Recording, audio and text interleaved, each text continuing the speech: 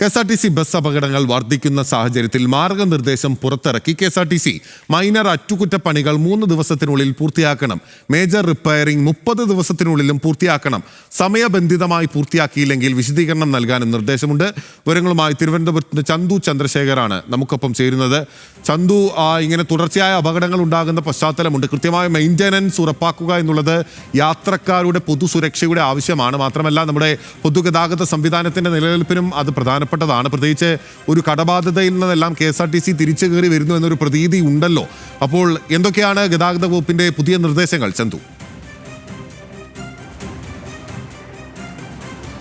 ബിനിൽ, അങ്ങനെ തന്നെയാണ്. പ്രധാനമായും ഇപ്പോൾ അപകടത്തിൽപ്പെടുന്ന KSRTC ബസ്സുകൾ അത് സമയബന്ധിതമായി അറ്റകുറ്റപ്പണികൾ പൂർത്തിയാക്കി പൂർണ്ണമായി സർവീസിന് സജ്ജമാക്കാൻ കഴിയാത്ത ഒരു സാഹചര്യമുണ്ട്. നേരത്തെ ഗതാഗത മന്ത്രി തന്നെ വ്യക്തമാക്കിയതനുസരിച്ചാണെങ്കിൽ മുൻ വർഷങ്ങളെ അപേക്ഷിച്ച് KSRTC ബസ്സുകളുടെ അപകടങ്ങളിൽ താരതമ്യേന കുറവ് വന്നിട്ടുണ്ട്. പക്ഷേ ഈ അപകടങ്ങൾ സംഭവിക്കുമ്പോഴും അത് വർക്ക്ഷോപ്പുകളിൽ നിരന്തരം ഒന്നുകിൽ കേസുകളിൽ പെട്ടോ അല്ലെങ്കിൽ ഈ അറ്റകുറ്റപ്പണികൾ പൂർത്തിയാക്കാൻ കഴിയാത്ത സാഹചര്യത്തിലോ വർക്ക്ഷോപ്പുകളിൽ തന്നെ തുടരുന്ന ഒരു സാഹചര്യമുണ്ട്. അത് ഒഴിവാക്കുന്നതിന് വേണ്ടിയാണ് പുതിയ മാർഗനിർദ്ദേശം ഇപ്പോൾ KSRTC പുറത്തിറക്കിയിരിക്കുന്നത്. അതായത് ചെറിയ അപകടമാണെങ്കിൽ മൈനർ അറ്റകുറ്റപ്പണികൾ മാത്രമാണ് ഈ KSRTC ബസ്സിന് ഉള്ളതെങ്കിൽ അത് 3 ദിവസത്തിനുള്ളിൽ ആ നടപടികൾ പൂർത്തീകരിച്ച് പൂർണ്ണമായി തന്നെ ഈ ബസ് സർവീസിന് സജ്ജമാക്കണമെന്നതാണ് നിർദ്ദേശത്തിൽ പറയുന്ന ഒരു പ്രധാനപ്പെട്ട കാര്യം. മറ്റൊരു കാര്യം, ഈ അപകടമുണ്ടായ സമയത്ത് തന്നെ ഈ പോലീസ് നടപടികൾ, ഇൻഷുറൻസിന്റെ ഭാഗമായി ഉണ്ടാകുന്ന നടപടികളൊക്കെ പൂർത്തീകരിച്ച് അതിനുശേഷം ഈ മൈനർ അറ്റകുറ്റപ്പണികൾ കൂടി പൂർത്തീകരിച്ച് വേണം 3 ദിവസത്തിനുള്ളിൽ ഈ ബസ് പൂർണ്ണമായി സർവീസിന് സജ്ജമാക്കേണ്ടത്. ഇനി അപകടം അതിന്റെ ശേഷി കൂടുതലാകുന്ന സാഹചര്യത്തിൽ 1 മാസത്തിനുള്ളിൽ തന്നെ ഈ ബസ്സിന്റെ അറ്റകുറ്റപ്പണികൾ പൂർത്തിയാക്കണം. 1 മാസത്തിനുള്ളിൽ അറ്റകുറ്റപ്പണികൾ പൂർത്തിയാക്കുക മാത്രമല്ല ആ ബസ് പൂർണ്ണമായി സർവീസിന് സജ്ജമായി എന്ന്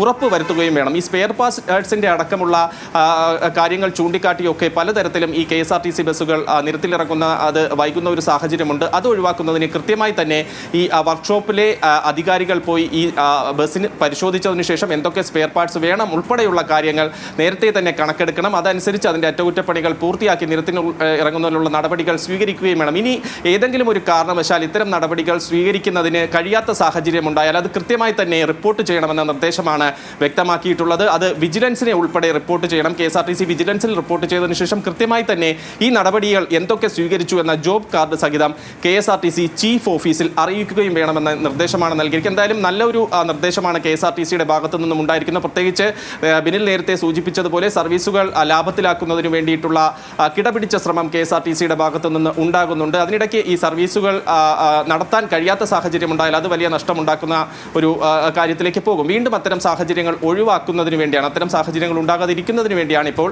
ബസ്സുകൾ കൃത്യമായി തന്നെ അറ്റകുറ്റപ്പണികൾ നടത്തി നിരത്തിലിറക്കി സർവീസിന് സജ്ജമാക്കാൻ വേണ്ടി KSRTC പുതിയ മാർഗനിർദ്ദേശം പുറപ്പെടുവിച്ചിരിക്കുന്നത്. ബിനിൽ, ഓക്കെ, ശരി. അപകടങ്ങളിൽപ്പെടുന്ന KSRTC ബസ്സുകളുമായി ബന്ധപ്പെട്ട് കൃത്യമായ മെയിൻ്റനൻസ് നടത്തുന്നതുമായി ബന്ധപ്പെട്ട മാർഗനിർദ്ദേശം പുറപ്പെടുവിച്ചിരിക്കുകയാണ് ഇപ്പോൾ ഗതാഗത വകുപ്പ്. KSRTC മാനേജ്മെന്റ് ഉൾപ്പെടെ പുറത്തിറക്കിയിരിക്കുകയാണ്. ഈ മാർഗനിർദ്ദേശങ്ങൾ കൃത്യമായി പാലിക്കാൻ നിർദ്ദേശം നൽകിയിരിക്കുന്നു.